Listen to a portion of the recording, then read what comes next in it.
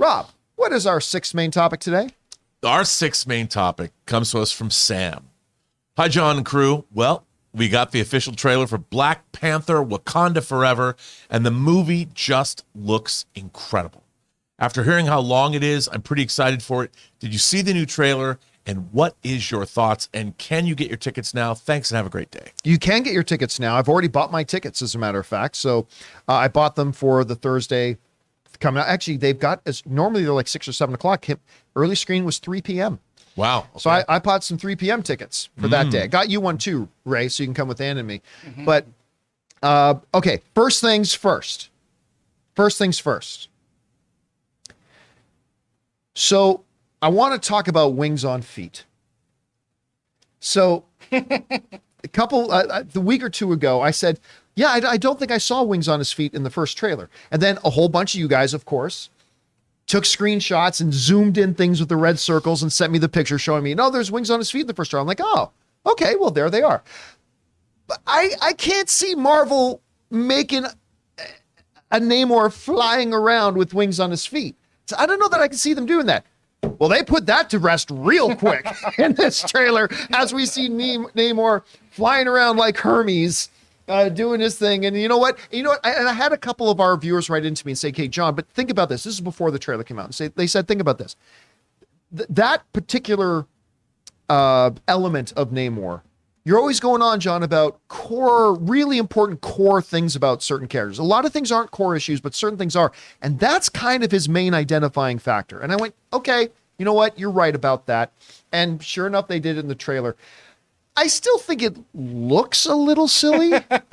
That said, I concede to the wisdom that our viewers wrote in saying that is a core thing about Namor.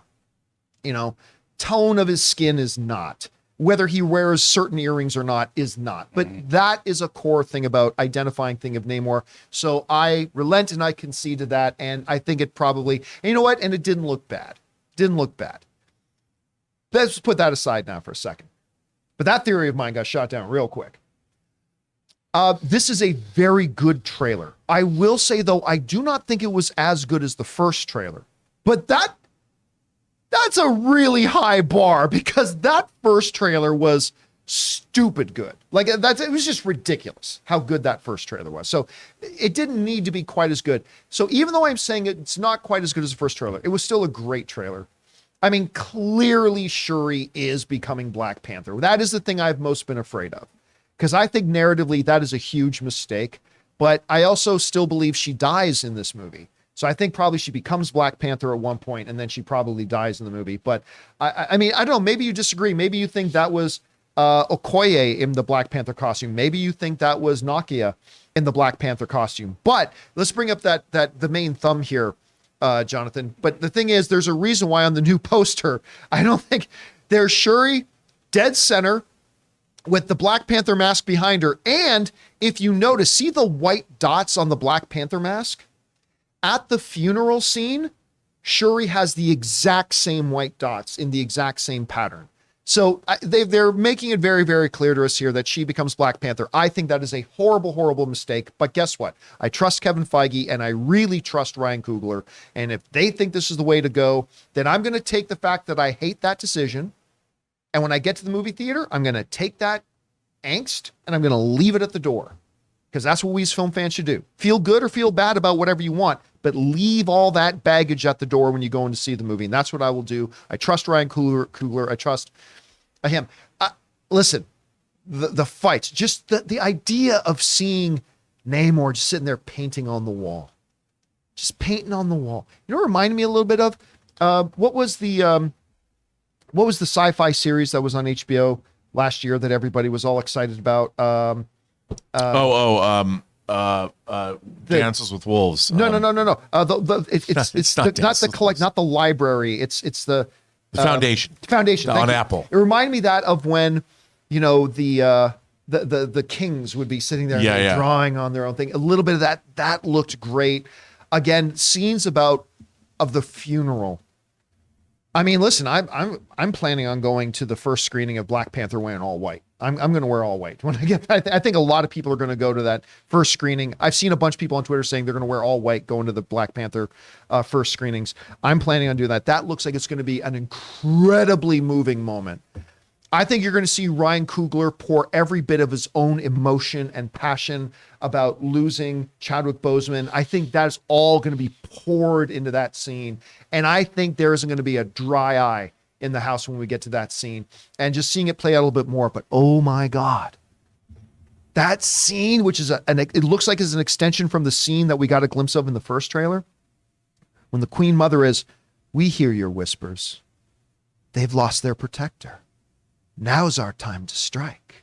I'm like, holy shit. If she's sitting there talking to me like that, I'm crapping my pants. And if I did have any ideas about striking, yeah, those would be right out the window. She sounds so powerful in her whispers, right? And I'm just like, oh my God. So listen, I don't like the idea that Shuri's going to be Black Panther. I've never made that a secret. But oh my God, how can you not be excited for this movie? And we do get our first looks at Ironheart. I don't like derivative characters, generally speaking. So it's like, oh, look, another person with the heads up UI in their, but whatever. I'm sure she's going to be great. We're probably going to see her and Shuri be terrific partners. But anyway, the trailer was great. I didn't think quite as good as the first one, but I mean, how do you not get excited about this movie? How do you not mention the music too? Oh, and the music was fantastic. Man, that soundtrack is going to be banging. Oh, absolutely. 1,000%. It's going to be bad. Oh, look at them. They're carrying T'Challa's mask. It's like, come on. Hey guys, we want to thank the sponsor of today's episode, Mint Mobile. Mint Mobile offers premium wireless starting at just $15 a month. And now for the plot twist. I'm just kidding, there isn't one. Seriously, Mint Mobile just has premium wireless service from $15 a month. There's no trapping you into a 2-year contract or opening the bill to find these crazy fees. There's no luring you in with free subscriptions to streaming services that you'll forget to cancel and be charged full price for. I used to dread opening my phone bill every month because every time I was opening it was like playing roulette. I never knew what the actual price was going to be, and it always seemed to get higher. But not with Mint Mobile. Mint Mobile gives you the best rate whether you're buying for one or a family, and at Mint, families start at 2 lines. All plans come with unlimited talk and text, plus high-speed data delivered on the nation's largest 5G network. And if you're worried about the complication of switching things over, don't. Use your own phone with any Mint Mobile plan and keep your phone number along with all your existing contacts. So guys, get premium wireless from just $15 a month and no unexpected plot twists at mintmobile.com/Campea. That's mintmobile.com/Campea. Seriously, you'll make your wallet very happy at mintmobile.com/Campea. Anyway, Rob, you had a chance to see the trailer. What do you think about it? I bet you're asking yourself, John, what does this have to do with Star Trek for me? It's funny that I haven't been wondering that, but please enlighten me. Well, when M'Baku says they call him Kukulkan, Yeah. there was an animated Star Trek episode, the second to the last, the penultimate episode of the animated Star Trek in 1974, an episode called How Sharper Than a Serpent's Tooth. Kukulkan is a character in that episode. Really? And that was the first time I ever heard who that was. And he has a giant winged serpent spaceship. And believe it or not, that episode debuted October 5th, 1974. So it's almost the 48th anniversary of that animated episode. Apparently, Kevin Feige, being the Star Trek fan he was thinking to himself, we should release the Wakanda Forever trailer in honor of the 48th anniversary of this Star Trek animated episode. But that was the episode that made me read about Mayan and Aztec culture, like in real life. I became very interested in Mayan and Aztec culture when I was a kid because I thought this was such a cool thing. And I have to tell you, hearing that name in this trailer, I was like, ooh, because I love the whole idea of the Mesoamerica cultures. I love that they're leaning into this. And a lot of people go, I can't stand this. So many people have said, where's Namor in my Twitter feed, to just be snarky.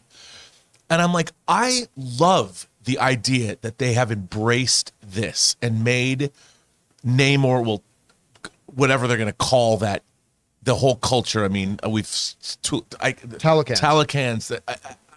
I love all this. I know it's different, but I love it. Looks like they are indeed going to war. And there's a reason, a geopolitical reason. They're not happy with Wakanda making themselves known to the world because that probably leads to some tension between the two of these cultures. And I'm like so there for it. And it's not just because of an animated Star Trek episode from 48 years ago. I love them embracing the Mayan and Aztec culture. I think that this is a great thing to do with Wakanda. I can't wait to see. I mean, I want to see some House of the Dragon action between the two cultures. Getting mad, getting angry. And when I watch this trailer, it looks like Wakanda gets flooded just like Namor did in the comics to Wakanda. And I'm like, yes. Listen, I've had a few people in the live chat asking me, because I guess maybe they haven't heard me talk about this before. I'll just say this quick. Asking me, why don't I like the idea of Shuri? Because, John, you said she's like a top 5 favorite MCU character, favorite of yours. She is. Shuri is a top 5 MCU character to me. I love this character.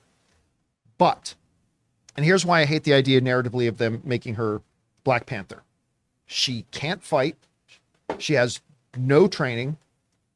And you have 3 other characters there who makes much more logical sense of being the next Black Panther. Number 1 is M'Baku. M'Baku was already a main leader in Wakanda. He was the number 1 ally to King T'Challa. He came this close to defeating T'Challa. He almost became Black Panther and King of Wakanda in a totally legit way. That close he came. So he makes a much better, and he would beat the living crap out of Shuri. Also, if you don't want to go M'Baku, his queen, T'Challa's queen, Nakia.